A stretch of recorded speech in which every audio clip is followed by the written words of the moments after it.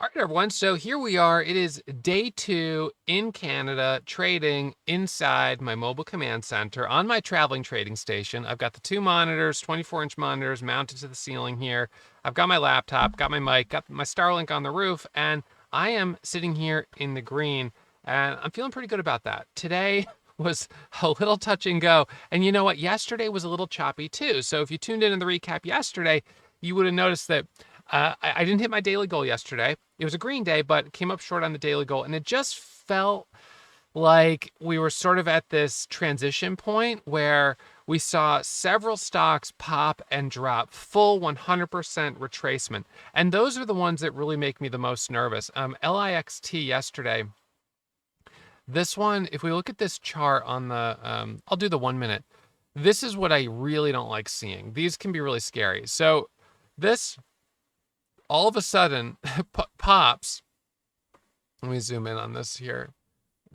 So it pops here from $2. It goes to 220, 240, 250, 275, 280, $3, 320, 340, 350, up to 360. When I see something like that, usually I'm getting excited. I'm thinking, all right, this thing is squeezing. We've got some real potential on it. And so then all of a sudden in one candle, it's back at 240. And what goes up can come back down, obviously, but usually when something squeezes up like that, there's a catalyst driving it and it holds up. And then when you get that kind of nasty rejection, this actually went red on the day.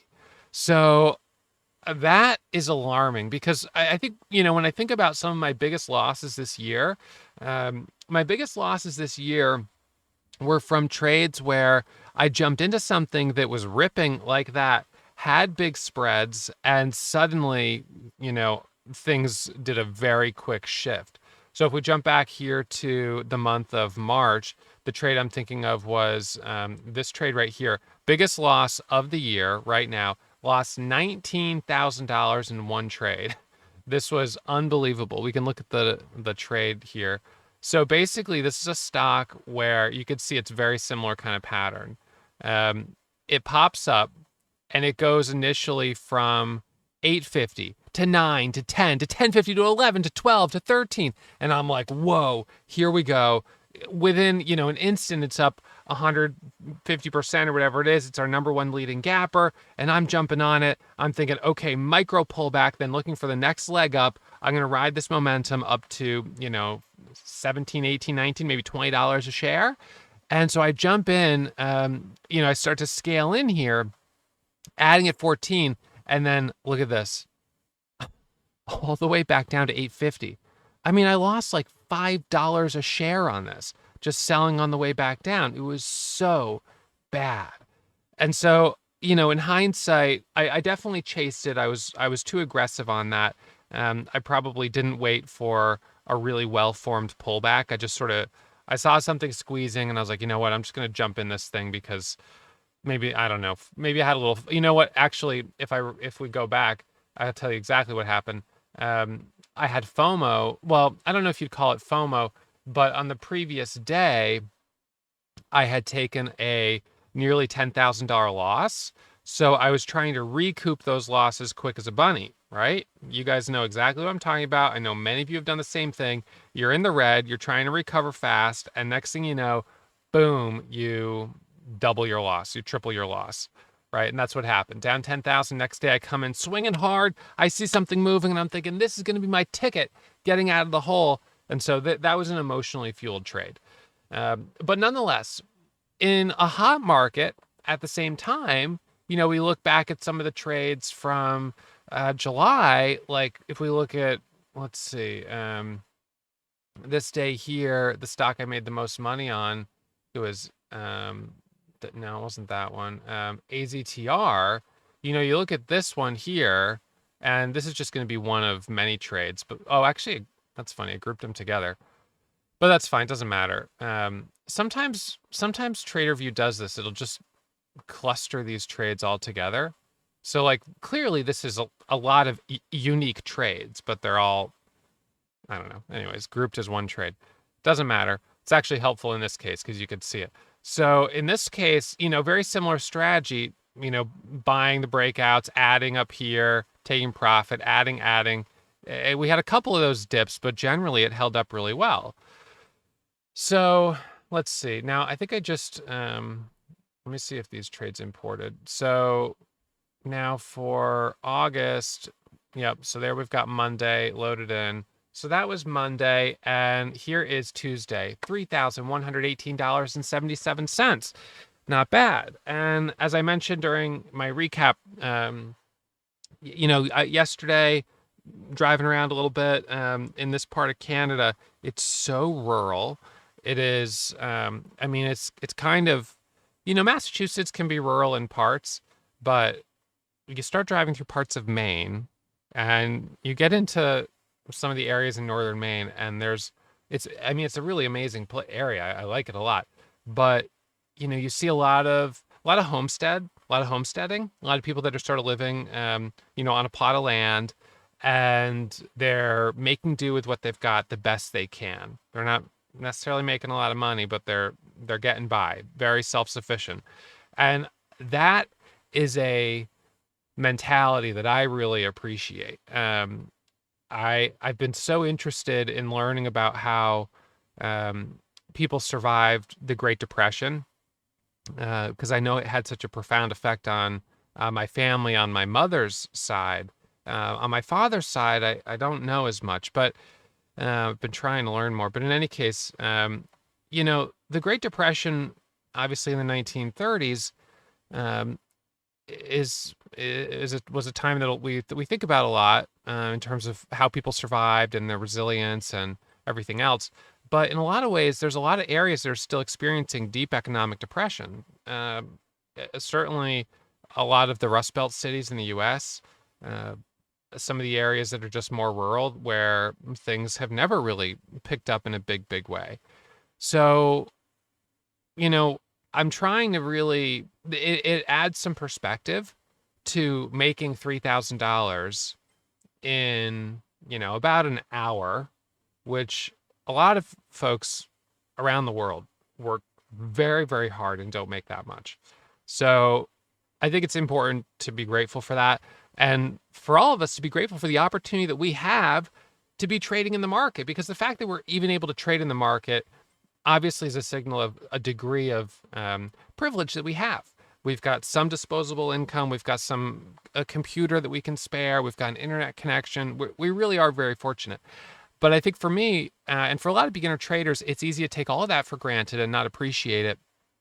And if you gave this opportunity to someone who'd experienced maybe life in a different way, I wonder if they would find it easier to be disciplined and to respect the risk, knowing maybe how grateful they are for this opportunity.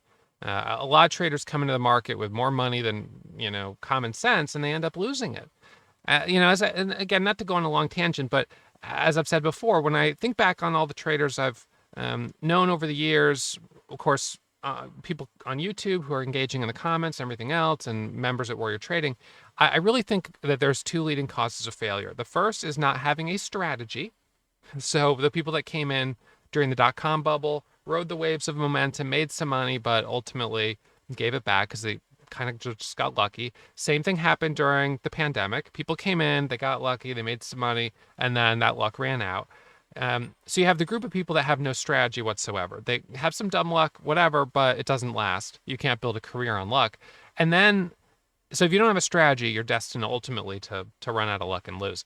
And then the second group of people have a strategy, but they lack the emotional intelligence, the mindset, and the discipline to follow the rules of that strategy. And, that's the bucket that a lot of people fall into as well. So for me, I kind of fell into both buckets as I got started. I for my first 2 years, really didn't have a specific strategy. I was just doing trial and error. And then once I figured out my strategy that I thought I should follow, I really struggled to have the discipline to follow it. And so anyways, just a reminder to try to get perspective and be grateful for the opportunity, and to really try to take it seriously and apply discipline to your trading. Something I speculated in a recent episode I've recorded but have not yet uploaded was I wondered in a way about learning to trade during these different phases of life. Because when I got started, I was in my 20s. When I started day trading full time, I got interested in the market and I started taking trades as a teenager, but I wasn't day trading. And then, so when I approached day trading in my 20s, I suppose I might have had more money than some, certainly more money than maybe most, uh, because I'd gotten some money from my father. But I I hit rock bottom pretty early on. And I think that because I was young, rock bottom was closer. I didn't have to lose a lot really before I was at rock bottom. Whereas sometimes people who come into the market in their 40s or their 50s start with much, much larger accounts and could lose a lot before hitting so-called rock bottom. But it was the act of hitting rock bottom that became the catalyst that forced change. If you ever watch the show Intervention, um, which I haven't watched in a long time, but I remember I used to watch it sometimes. It's kind of sad, but it's also anyway. So the they often will say to the person enabling the addiction to cut them off, and you got to cut them off, and you've got to bring rock bottom to them. So if you bring rock bottom to them by cutting them off and saying you can't stay here anymore if you're going to continue to use this drug or whatever, then that is like now reality sets in. So now they're going to go to rehab. And I don't know what percentage of time that works. But what it made me think about is that if hitting rock bottom is perhaps a valuable experience in learning how to trade, just maybe not necessarily like rock bottom, but blowing up your account, so to speak, um, then I think that could happen when the stakes are a lot lower, when you're in your 20s and you don't have as much money and you start with a smaller account than someone who starts in their 30s or 40s or 50s, even with, a $75,000, $100,000 account. So I wonder if success rates among traders vary based on the age that they start. I mean, you could say anyone who starts earlier is going to maybe have a better chance because they have more time, but within the same window of time. And I would think that if you have a higher likelihood of being successful when you start younger, I wonder if it's because of that experience of blowing up accounts because you're forced to trade with a smaller account. So anyways, I think it's a good experience for everyone to try using a small account because it forces discipline, which is really critical, and you can experience the pain of having this blow up when the total dollar loss is going to be kind of negligible. So it's like, I don't know, it's almost like you need to experience sort of that fear and that, to sort of respect the danger and to take it seriously, I think, perhaps. So, anyways, all of that is a little bit of a tangent. But so as I sit here, I'm at $3,000 on the day, and, I'm just cruising along here for the month of August. I'm trying to keep my head down. I'm really trying not to overstay my welcome. And today's actually kind of funny because on my very first trade of the day, 659 TRIB, I jump in this as it's squeezing up right here, coming into 7 a.m. And you can see I'm up $400 on it. Not bad. My thought on this at the time was it's our number one leading percentage gainer. It's up 40%. It was up quite a bit after hours. It popped up pre-market, and I looked at the scanners at about 6:30, and I was like, oh yeah, okay, this looks like something I should pay attention to. And then when I looked at like 6:45, I was like, as I was setting up my computer, I was like, okay, here we go. We're already starting to pop up here. So I jumped in for that break of 4, and we did get a squeeze up to about 420. 421. So made $400 on that trade, but then it kind of rolled over and just sold off, which really was kind of a bummer. So I was like, oh, shoot. So anyway, so that was the leading gapper.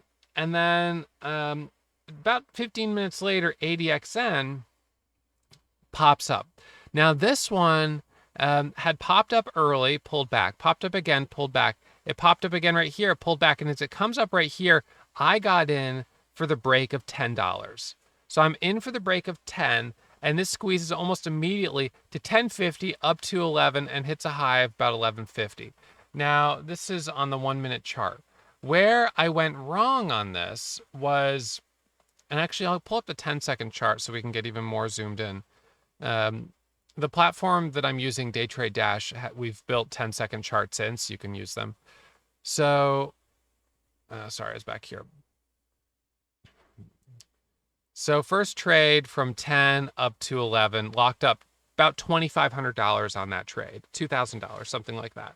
So a nice green trade. And then it dips down here, and I got back in at 11:48, 11:40 for the break of 11:50. And on that add back, I added, let's see, 3,000 shares, 4,000 shares right up here. And then instantly back to 11. Now, as it bounces off 11, I averaged down at 11, and I was like, okay, this needs to hold 11. And when it broke here, I stopped out of the whole position, and I went from up 2,500 on the day to down $20 on the day. So from green to red. It's always a little bit of a scary moment. Now you can see I obviously did recover those losses on ADXN, but I was a bit cautious. So my next trade on it, it flushes down, and I actually bought this dip down here off of about 1070. I bought 3,000 shares. No, sorry, it wasn't there. It was over here.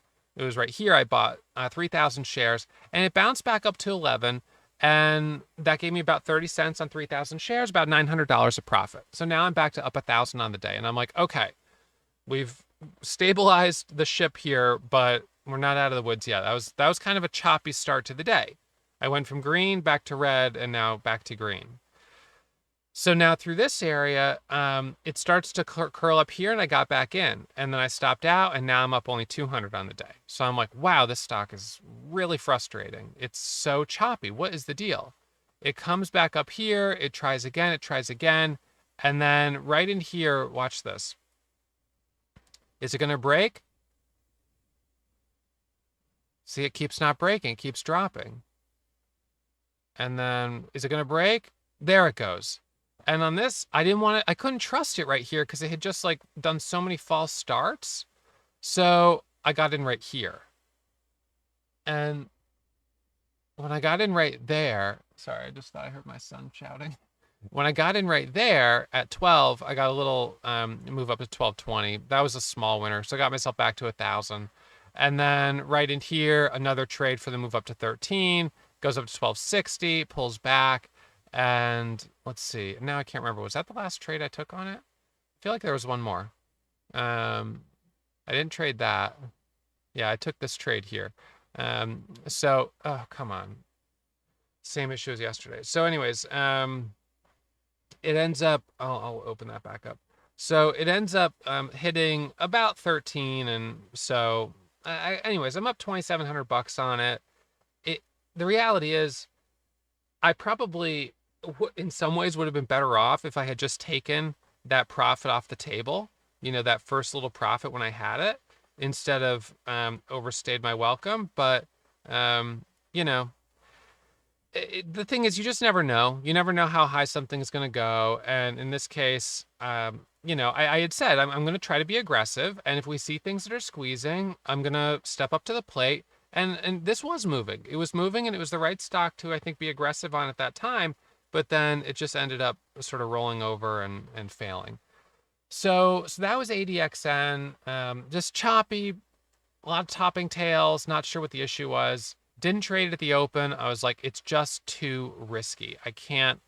These swings are going to be too much for me. I can't do it. So I said, nope, I'm leaving that one alone. So nothing on that at the open. And then we had, so TRIB didn't give us much more. It's up 54%. The fog is clearing, like just cleared. And then ADXN, and then VOXX. VOXX, this one's funny. It's easy to borrow, which was throwing me off a little bit. So when I pulled up my level 2, when I saw it was easy to borrow, and I was like, when it first popped up here, it was on really light volume, and I almost got in at 4, and I'm glad that I didn't, because I would have lost on it, because even though it's up a lot now, what happened was it popped right up here to 4, and there was a bid at 4, and then all of a sudden it flushes and drops back down to 350. So I definitely would have stopped out and lost. And then it comes back up here, but yeah, it just kind of surprises me that this has been as strong as it's been. A little jackknife right here. See that pop and rejection? Another one right there. So there's reasons to be cautious on it. And again, since yesterday was a little slower, I kind of had the attitude today not to overstay my welcome, just to get in, get green, get out, on the traveling trading station. Small green days are a huge confidence booster. Obviously, when you're traveling, you're spending money. So, for me, kind of, it's like, all right, well, I've made $3,000 today. So now I can, not that I would stress about spending money, but just as an example. So my mom she came with me on this trip with my two boys, and it's kind of a special time for her. And we were having hot dogs, and I was like, oh shoot, we forgot ketchup. She's like, no, I have ketchup. And I was like, oh, that's great. And she pulls out these little ketchup packets that she got, at a restaurant. And I was like, okay, all right, yeah, I guess that works. And so, she's like, here you go, fellas. So she gives the ketchup, divvies out, these little ketchup packets. And then when we were on the ferry from New Brunswick over here to Nova Scotia, we're at the cafeteria, and she's like, oh, I should probably grab some more of those ketchup packets. And I see her open her bag and just start like throwing them in there. And I was like, this is ridiculous. I was like, this is really unnecessary. I'll just buy a bottle of ketchup. It's not a big deal. And I did. But, if you have to think like you're poor. The wealthy stay wealthy by acting poor, and the poor stay poor by acting rich. There's some saying about that. So I guess maybe I should embrace that a little bit more. But anyways, so you know, but being on the road, you are spending a little bit of money, and so it's infinitely better to have just a nice small green day than to, have a big red day. And so I decided to manage my risk and keep my risk in check today. Biggest position size of the whole day was 7,500 shares. And the rest of my trades were mostly in the range of 3,000 shares to 4,500. I wasn't being too aggressive. I just, you know, kind of chipped away. And so I'm kind of happy with where I sit right now. I'm not at the daily goal of 3,000, but at the same time, it's another small green day, and we've only got now 3 days left in the month of August, right? Wednesday, Thursday, Friday. And then boom, August is in the books, summer's over. So September is right around the corner, and I'm thrilled that we've had such a strong summer kind of trading session here. It's just been really a welcome surprise. So I hope that you guys have had a pretty good summer as well. And I know a lot of you right now are doing a 2-week trial here at Warrior Trading. It's 2 weeks for $20. There'll be a link pinned to the top of the comments and linked in the description if you want to check that out for those of you guys watching on YouTube. And, we're going to try to just finish off the month of August here, coasting a little bit. But if something looks really good, I'm definitely going to dig deep and be aggressive. But if nothing looks great, I'm just going to keep focusing on small little base hits. And I'm also totally happy to have, some small green days if that's the case, or even a small red day. It doesn't matter. I just don't want to do anything crazy. And at the same time, I'm happy to trade here all day long if we have something that goes wild. So yeah, June, July, August, really strong. And I made a change in June that has really improved my consistency that has been going basically since the end of June, since the 28th. So that was a change that maybe I'll do a separate episode on, because it was a very specific, I was like, this is something I'm going to do differently, and let's see how it works. And it seems like it's working fairly well when you look at, this nice long stretch. Not that I'll have a red day that I'll catch at some point here, but since I made that change, I've locked up $384,000 with 67% accuracy and a profit loss ratio of nearly 2 to 1. $300 losers, $576 winners. This is a really solid stretch with a good profit loss ratio. Although I've had stretches over the years, where I made more. I could go to like 2020 or something like that. I'll just go to like, yeah, June through July of 2020, just for example. This is a period where I definitely made more money, but and actually the accuracy was really solid. Profit loss ratio was not as good, but it was pretty solid. Let's do the next sort of 2-month window. I'm just sort of curious to see this is an area where the profit loss ratio went negative. I had a negative profit loss ratio through here. My accuracy was higher, but that negative profit loss ratio is not good. It's not sustainable. And then, come October, it kind of caught up with me and I ended up having a tough month of November. So November, profit loss ratio, negative still, but accuracy dips back down. And then November to December, this was when the market was incredibly volatile and we had so much liquidity. Accuracy 65%, profit loss ratio negative, right? And then that continued to go down and down and down until my months got smaller and smaller and smaller until I started to catch some red months. And then I was like, whoa, okay, I've got to really do something different. And then, I adjusted through the bear market of 2022 and 3, I guess, and then made this very specific change in June of this year. So anyways, Warrior Pro members, we'll talk about that in a few minutes. But for those of you guys watching on YouTube, that's my recap for the day. So $3,100, and I'll be tuning in or I'll be live broadcasting bright and early tomorrow morning. So hope you guys check out the 2-week trial for $20, and I'll see you guys back here in the morning. Reminder, as always, trading is risky. My results aren't typical, so manage your risk, take it slow, and always practice in a simulator before you put real money on the line. I'll see you here tomorrow morning.